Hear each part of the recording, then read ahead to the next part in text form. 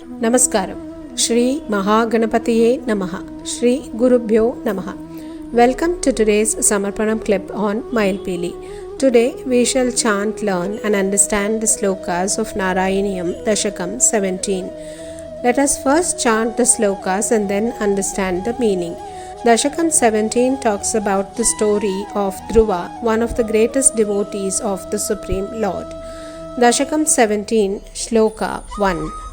उत्तानपादनृपतेर्मनुनन्दनस्य जाया बभूव सुरुचिर्नितरामभीष्टाम् अन्या सुनीतिरिति भर्तुरनादृता सा त्वामेव नित्यमगति शरणं गताभूत्. In this sloka, Bhattadri says that King Uttanapada, who was the son of Swayambhuva Manu, had two wives whose names were Suniti and Suruchi. As the names of these wives suggest, Suniti, being his first wife, was not very dear to the king. He was very fond of his second wife Suruchi, in the sense he had great ruchi on Suruchi. He almost ignored his first wife Suniti and was always seen with his second wife Suruchi. Since Suniti had no one to support her and she felt very left out, she became very devoted to the Supreme Lord and surrendered herself to the divine by singing the praise of the Lord and extending devotional service to him always. Dashakam 17, Shloka 2. Ange pitus suruchi putrakam tam drishtva dhruvaha kila suniti suto dhirokshan achikshipe kilakshishu sutaram suruchyam dussantyaja kalu bhavat vimukai rasuyam. Suniti and Suruchi had sons. Uttama was Suruchi's son and Dhruva was Suniti's son. Both Suniti and Dhruva were living all alone in their portion provided by King Uttanapada. Uttama, who was Suruchi's son, was very dear to the king. However, the king would not bother about Dhruva and would never visit Suniti and Dhruva. One day when Dhruva was passing by the king's courtroom, he saw Uttama, the son of Suruchi, sitting on the lap of his father Uttanapada. Dhruva, who was a young child of just 5 years, also felt like sitting on his father's lap and experience his love. So he runs up to the king and tries to climb onto his lap and sit, when his stepmother Suruchi comes and pulls him down by his hand and scolds him with very harsh words which hurt Dhruva very badly. When Dhruva asks Suruchi why Uttama is sitting and he, also being the king's son, cannot sit on his father's lap, she very rudely says that the only reason being that he was not born of her, and in order to sit on his father's lap, he will have to go and do penance to be born through her womb and then claim his father's lap. Bhattadri says, O Guruvayurappa, those who have no devotion in you are very jealous at heart. Dashakam 17, Shloka 3.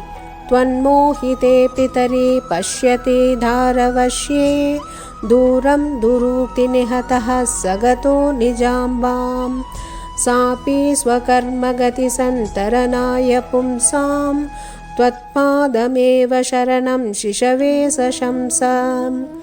Dhruva was deeply upset and hurt by the harsh words of his stepmother Suruchi in front of his father Uttanapada, who was a silent spectator to this cruel treatment meted out to Dhruva, because he was so blinded by his infatuation for Suruchi and he had become her slave. Like every child, Dhruva, deeply upset and crying, runs out in search of his mother Suniti.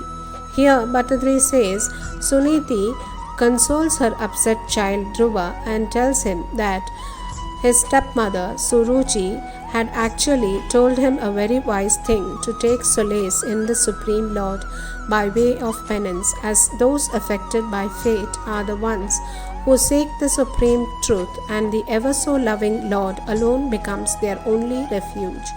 Dashakam 17, Shloka 4. आकर्ण्यसोऽपि भवदर्चननिश्चितात्मा मानी निरेत्य नगरात् किल पञ्चवर्षः सन्दृष्टनारदनिवेदितमन्त्रमार्गः त्वामारराध तपसा मधुकाननान्ते. Here Bhattadri tells the Lord that Dhruva, who was a very young child of just 5 years, had such self-respect and was in a very hurt state. He decided to seek solace at the divine feet as advised by his mother. He leaves the city and heads to the forest to do penance when he meets the great sage Narada on the way, who tries to test the child's determination by saying that he is so young and forest and penance is very difficult with all the wild animals and no proper food to eat.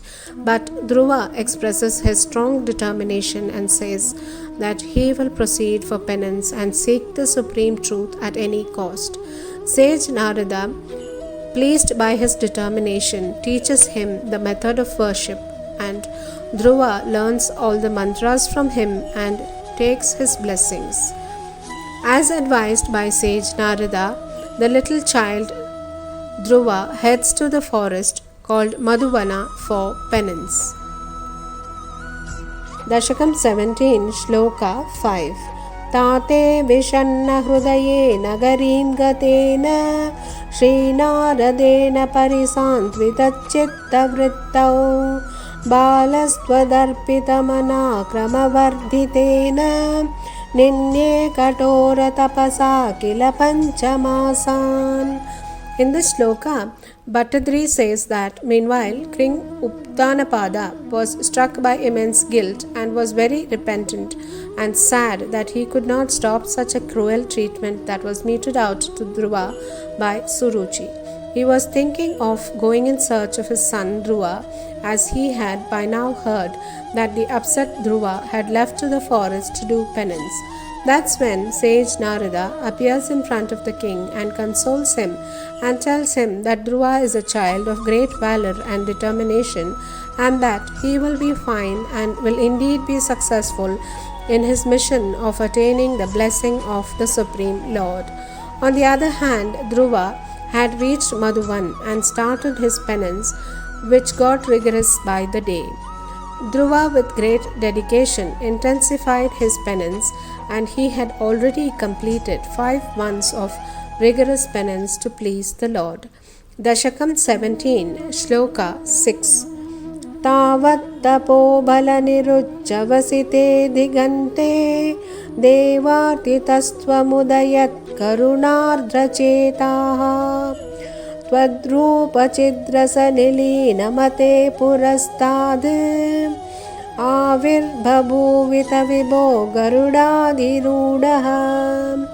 Here Bhattadri says that Dhruva's penance started getting intense, and due to the intensity of that great penance, all living creatures in all directions started getting suffocated and found it difficult to breathe. All the gods come to you, O Supreme Lord, and request you to have mercy and save the world from this suffocation which is caused due to the power and intensity of Dhruva's penance. With a heart overflowing with mercy, O merciful one, you appear in front of Dhruva, seated on the king of birds, the Garuda. In just 5 months' time, the young boy Dhruva attains your mercy and is so overwhelmed, and his heart is fully immersed and involved in your divine ecstatic form. Dashakam 17, Shloka 7. त्वद्दर्शनप्रमदभारतरङ्गितं तं दृग्भ्यां निमग्नमिव रूपरसायने ते दुष्टूषमानमवगम्य कपोलदेशे सम्पृष्टवानसिधरेण तदादरेण. In this shloka, we understand that the divine appearance of the Lord filled Dhruva's heart with waves of ecstasy, and he was extremely overwhelmed and was desirous of praising the Lord to his heart's content. But he was so overwhelmed that he had no words and was awestruck at the divine appearance. While Dhruva was deeply submerged in the nectar of your form, O Lord, you very well knew the desires of Dhruva, and you very lovingly caress his cheeks with your divine conch, Panchajanya. Dashakam 17, Shloka 8. Tavat vibodha vimalam pranuvantaменam abhashatastvamavagamya tadiya bhavam Rajyam chiram samanubhuya bhajasva bhuyah sarvotaram dhruvapadam vinivrittihinam. Then Bhattadri says that Dhruva, with his mind purified and enlightened by your divine touch, O Lord, sang your praises to his heart's content. You then blessed him to rule over the kingdom and enjoy kingship happily for a long time. You also then granted him the boon of attaining the highest abode after his rule as a king is over. Knowing the desire of Dhruva, who wished to be always immersed in devotion and singing the praise of the Supreme Lord, the Lord had the Dhruvapadam ready for Dhruva, from where there would be no return to the nether regions, and he could always be surrounded by great people, rishis and munis, who are always immersed in devotional service and blissful ecstasy. Even today we can see the Dhruva star which shines bright and clear in the sky. Dashakam 17, Shloka 9. Ityochishi tvai gate nrupanandanosau anandata kila jano nagari mupetaha reme chiram bhavadanugraha purna kamaha tate gate chavanamadrutarajya bharaha. Here Bhattadri says to the Lord, after you vanished, blessing Dhruva, he, being the prince of the land, returns to his city to the joy of all.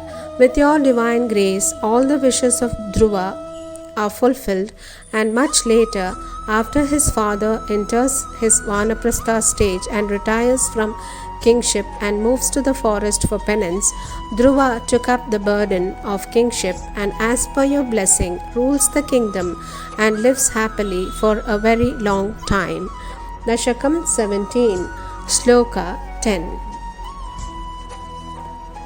Yakshena deva nihate punaruttamesmin yakshai sayuddha nirato virato manuktya shantya prasanna hrudaya dhanana dadupetate tvat bhaktimeva sudrudam avruno mahatmam.